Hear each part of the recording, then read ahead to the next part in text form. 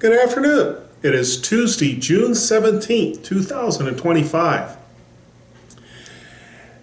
You know, the way we treat people is important, especially if we hold some kind of authority over them. You know, pastors meet for lunch just about more than anybody else I know.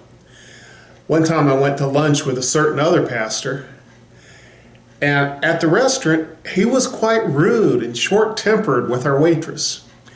He'd invited me to lunch to try and recruit our church into joining him in some kind of project. But after seeing how he treated the waitress, I didn't want to be involved in anything he was doing. On the other hand, my good friend Charles, who's gone to be with the Lord, he taught me a lot about how to deal with people. If you went to lunch with Charles when you got into the restaurant, he'd probably already know who the waitress was and usually know their family and call them by name. And I'd watch him interact with kindness and compassion. Didn't matter who the staff was. I've seen dishwashers come out from the back of the restaurant to come talk to Charles, and he would spend time with them. And sometimes we'd be out to lunch together, and I wouldn't get a chance to talk to him at all. He's too busy talking to everybody else. They all knew him, and they knew he cared about them, and he cared about their families. When I asked them about their mother, about their cousin, about their brother, and just whoever it was, he'd talk to them and know them and made them feel special and let them know he thought they were important. And he had just had a knack for doing that.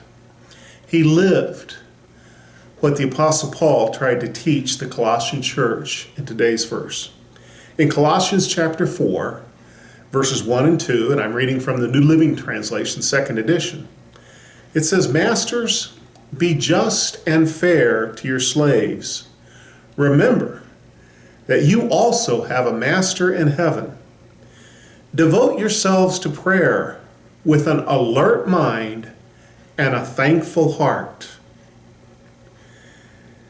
He says, be fair and be just. Now, he uses the term master and slave, and in the context of his culture, that meant something different than it does in our culture.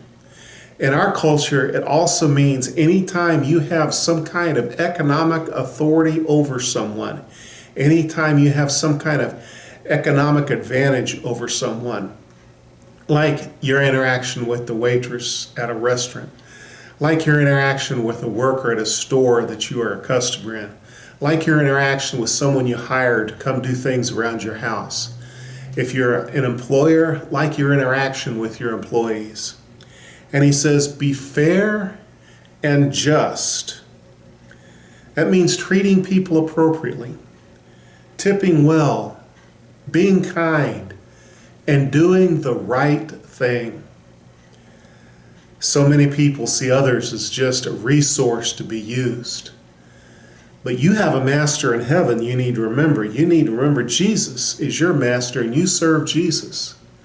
And one of the ways you serve Jesus is how you treat other people, especially if you have a position of authority over them. Remember, you serve Jesus and you ought to be taken care of and being fair and just with those you're responsible for as well. And then he says, devote yourselves to prayer. To be praying alert and praying thankful. Being alert means being aware of things around you, knowledgeable about the people and the relationships of those who are in your circle of influence. And being thankful means being appreciative of what God and others have provided.